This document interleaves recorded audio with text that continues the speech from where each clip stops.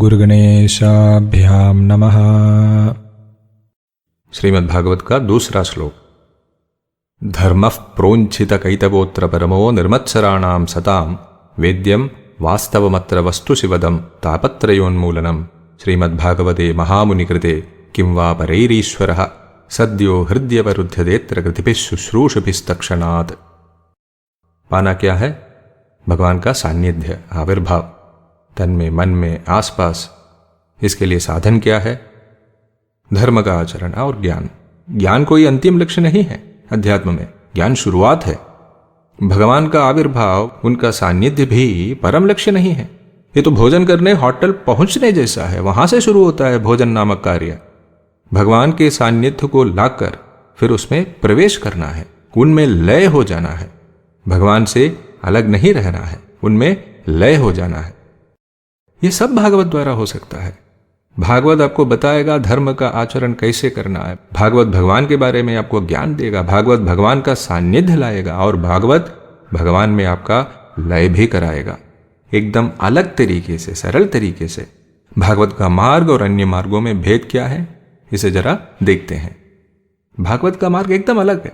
धर्म का आचरण, आचार, व्रत, तप इत्यादि मार्गों से अलग है। धर्म का आधार क्या है? वेद। क्या है धर्म, क्या है अधर्म, यह वेद में बताया है। पर वेद विद्वानों को भी भ्रम में डाल देते हैं। जैसे पूर्व श्लोक में बताया था, मुह्यन्ति यत् सूरयः। सब अपनी अपनी व्याख्या लेकर बैठ जाते हैं। मेरी व्याख्या ही सही है, दूसरों का गलत है। अपने अपने सिद्धांत निकालते हैं। इसके बाद आचार, जिनका आधार है पुराण। आचार शुद्धि और अशुद्धि इस आशय पर आधारित है। ये सारे आचार आपको धर्म के मार्ग पर ले जाने के लिए हैं, उतारने के लिए हैं। पर उनका आंख बंद करके अनुकरण करने से वे अंधश्रद्धा बन जाते हैं, अनाचार बन जाते हैं। उदाहरण के लिए बता रहा हूं, दक्षिण भारत के परंपरावादी परिवारों में एक प्रथा है, अन्न को स्पर्श करने के बाद किसी दूसरी वस्तु को, जैसे अचार, इसको छूने से पहले पानी को छूते हैं। पानी को छूना हाथ धोने के समान है। इसको देखकर आपको लगेगा कि अन्न में कुछ अशुद्धि है। इसको करने वाले भी ऐसे ही समझते हैं। पर तात्पर्य क्या है? अन्नम ब्रह्म है दिव्य जानात। अन्न ब्रह्म है, पर ब्रह्म है, विशुद्ध है। अन्न को स्पर्श करते समय उसकी दिव्यता आपके हाथ में भी फैल जाती है। अचार क्यों खाते हैं? केवल स्वाद के लिए, जीभ के सुख के लिए। ऐसा सुख जो आदमी को संसार सागर में डुबाता जाता है। ये आचार दिव्य अन्न और केवल इंद्रियों को सुख देने वाली अन्य वस्तुओं में भेद दिखाने के लिए है। दैनिक कार्यों से ही बार बार आध्यात्मिक जागरूकता पाने के लिए है।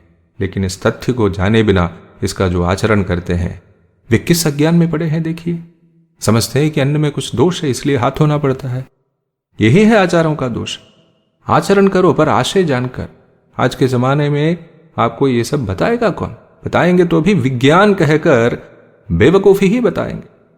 तिलक धारण करने से पीयूष ग्रंथि संदीप्त होगी, कान पर जनेऊ को लगाने से मूत्राशय में दबाव आएगा, ऐसी बेवकूफी। आचारों में यही कठिनाई है। ज्ञान से ज्यादा अज्ञान फैल जाता है। उपवास जैसा तब भी दिखावा बन गया है। कहते हैं मैं एकादशी करता हूं।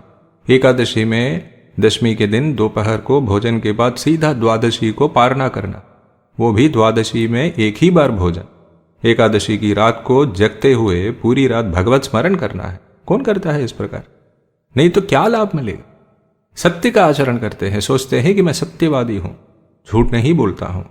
आंखों देखी बात ही सच, कानों से सुनी हुई या किताब में, अखबार में लिखी हुई बात झूठ भी हो सकती है, क्योंकि उसके पीछे और कोई है, वो झूठ भी हो सकती है।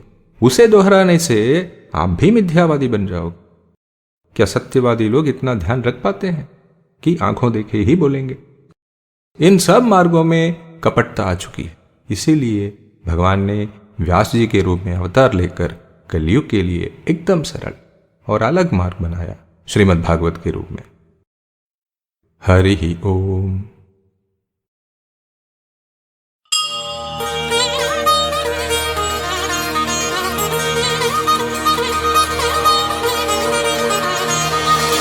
यज्ञो हि श्रेष्ठतमं कर्म